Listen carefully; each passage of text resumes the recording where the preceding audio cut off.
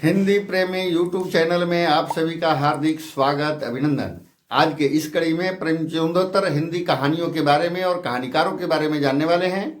सन 1936 से लेकर 1950 तक का जो समय अवधि है वह प्रेम चंदोतर हिंदी कहानियों का है और इस समय हिंदी कहानी विविध क्षेत्रों की ओर बढ़ा है, क्योंकि वह एकांकीपन से निकल करके वह विविध विषयों के अपने परिधि में लेते गया है। तो प्रगतिवादी विचारधारा से अनुप्राणित होकर के जो कहानीकार प्रगतिवादी कहानियां लिखे हैं उसमें प्रमुख जसपाल हैं, जो मार्क्सवादी चेतना से अनुप्राणित होकर कहानियों को लिखे हैं। वर्ग संघर्ष, शोषण, सामाजिक नैतिक रूढ़ियों का इनका विषय रहा है और इनकी जो प्रमुख कहानी है वो दुनिया, पिंजड़े की उड़ान, फूलों का कुर्ता, तर्क का तूफान, चक्कर क्लब, ये प्रमुख उनकी कहानियां थी। और इन्होंने समाज के बीच में फैले हुए यथार्थ को बखूबी इसमें उकेरने का प्रयास किया है। और इनके जो समकालीन और भी जो कवि थे उनमें रांगे राघव, नागार्जुन, अमृत राय, मनमथ गुप्त इसी परंपरा के कथाकार थे।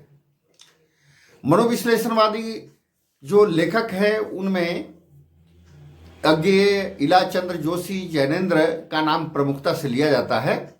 और अज्ञेय जी के जो प्रमुख जो कहानियां हैं उनमें रोज, खितिन बाबू, पुलिस की सीटी, हजामत का साबुन, कोठरी की बात, गैंग्रीन, पठार का धीरज, ये प्रमुख है।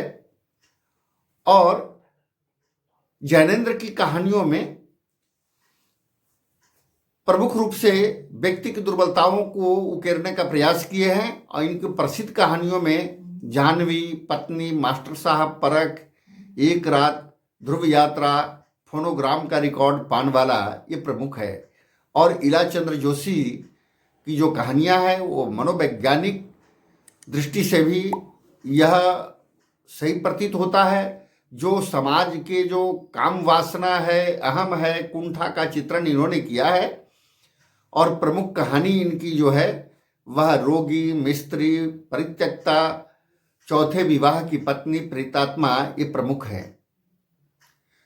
और इसी समय इनके साथ जो और भी ये रहे हैं कहानीकार, उसमें चंद्रगुप्त विद्यालंकार, राम प्रसाद पहाड़ी, देवी दयाल चतुर्वेदी, भगवती चरण वर्मा, जानकी वल्लभ शास्त्री, राम वृक्ष बेनीपुरी, विष्णु प्रभाकर, राधा कृष्ण इसी वर्ग के कहानीकार माने जाते हैं।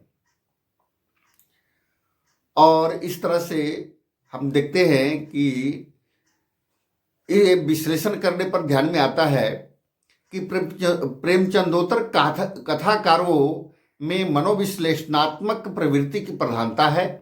वर्ग संघर्ष एवं यथार्थवाद की ओर रुझान भी है। कुछ कहानीकारों का तथा कुछ प्रतीकात्मकता एवं सांकेतिकता का सहारा भी लिया है। इस काल में प्रेम, रोमांस एवं यौन समस्याओं को भी कथाकारों ने अपने कहानी का विषय वस्तु बनाया भी है। और युगीन परिवेश पूर्णतः व्यक्त करने में इस काल की कहानियों ने महत्वपूर्ण भूमिका भी निभाई है। कहानी के शिल्प ने इस काल को उत्तरोत्तर प्रगति किया है। कहानी में घटित विरलता के साथ साथ व्यक्ति चरित्र पर विशेष बल दिया जाने लगा था। तो ये एक तरह से हम कह सकते हैं कि प्रेमचंदोतर हिंदी कहानी इस अवधि में जो विकास किया है, समाज जीवन के हर क्षेत्र में अपना स्थान बनाया है। यही कारण है कि इनका जो कार्यकाल है यह प्रेमचंदोतर हिंदी कहानी का 1936 से 1950 का, वह एक हिंदी कहानी का स्वर्णिम काल के रूप में कहा जा सकता है। आज के लिए इतना ही। आगे की कड़ी में हम सभी नई कहानी के बारे में जानेंगे। आज के लिए इतना ही। बहुत बहुत धन्यवाद, आभार।